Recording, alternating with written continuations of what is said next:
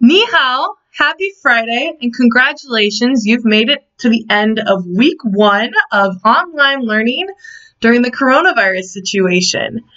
How has it been for you? What struggles have you faced? Are you not answering my questions right now? Okay.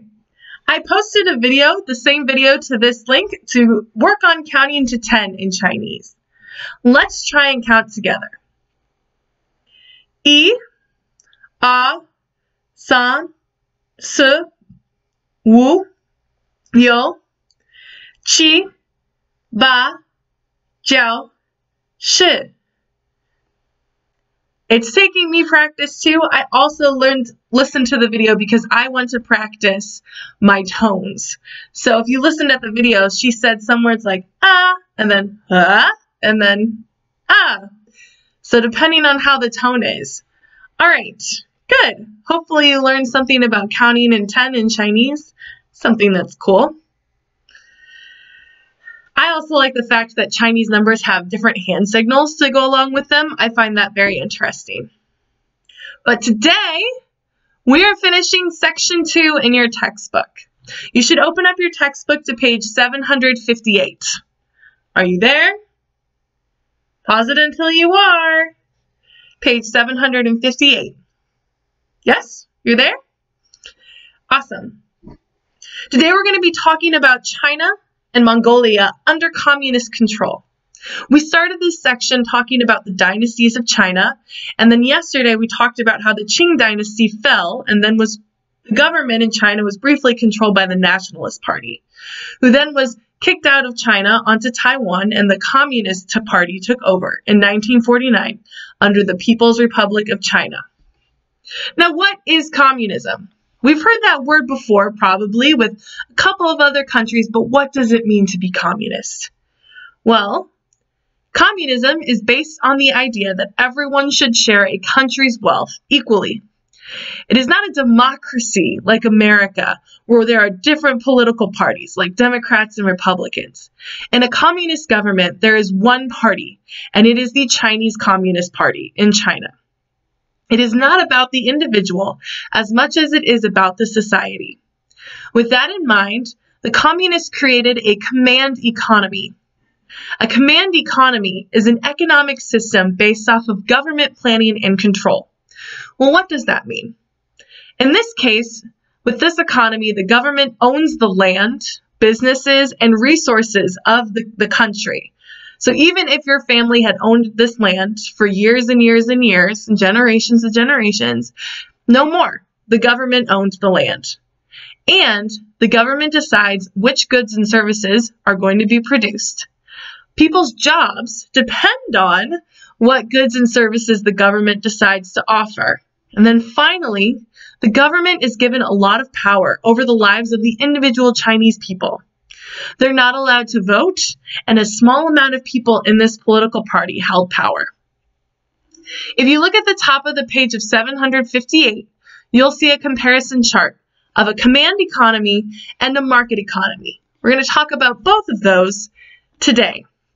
The 3 basic economic questions that are asked to establish an economy are in the center. They are, what goods and services should be provided in an economy? How should the goods and services be produced? And who consumes or uses the goods and services? Command economies and market economies answer these questions differently. A command economy is under the control of the government fully, while market economies can have more private business and individual say into what goes into the market. Market economies allow more freedom for the individual, but less balance with everyone's businesses. Some businesses might end up being more successful than others, and other businesses might fail, and the market can change fairly quickly. With the command economy, the government can distribute resources fairly, but the business owner and the consumer do not have a lot of choices. It also puts a lot of pressure on the government to plan the economy well. If they don't, there can be shortages or waste in the economy. I feel like this is a foreshadow of things to come. Well, China established a command economy, as did Mongolia. Now, the communists in Mongolia started to take land, livestock, and businesses from their owners, and China as well. The idea was to manage these resources fairly. The government also established services, part of the command economy, like doctor visits to reach people in small villages, which is a good thing. However, the command economy did not end up working well. Individuals in Mongolia did not want the government to take their livestock away. They were nomads, used to wandering around and herding their livestock and having a lot of freedom. They didn't like that freedom being taken away.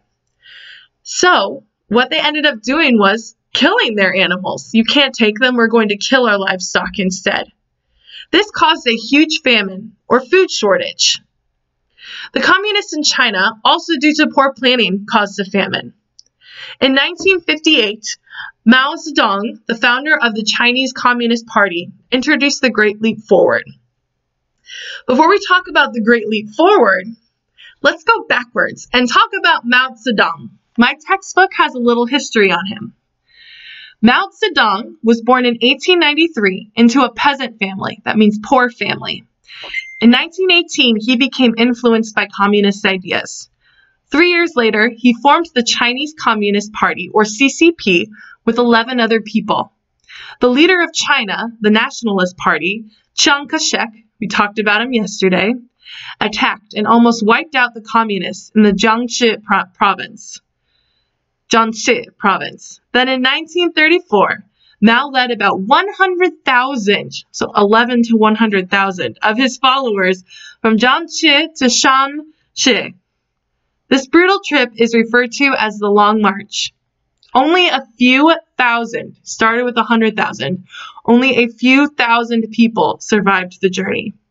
However, the Long March helped unify the communists under Mao's leadership.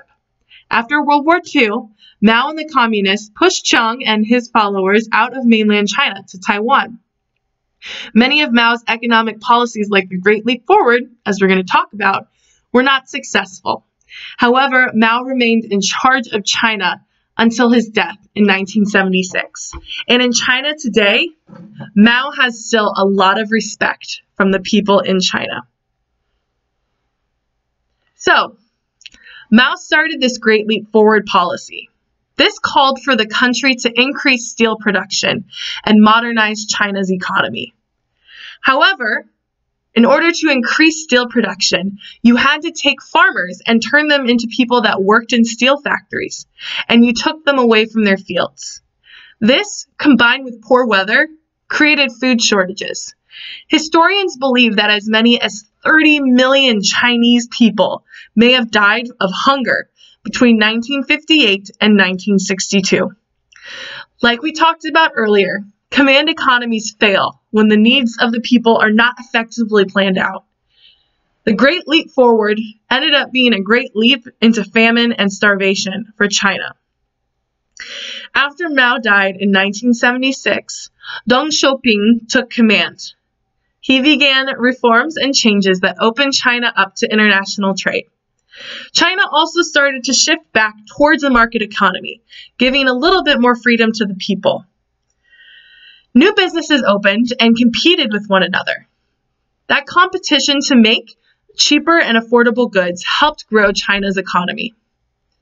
Deng, like Mao, was also communist, and even though he had shifted the economy, he was not willing to shift control of the people to anyone outside of the CCP, or Chinese Communist Party.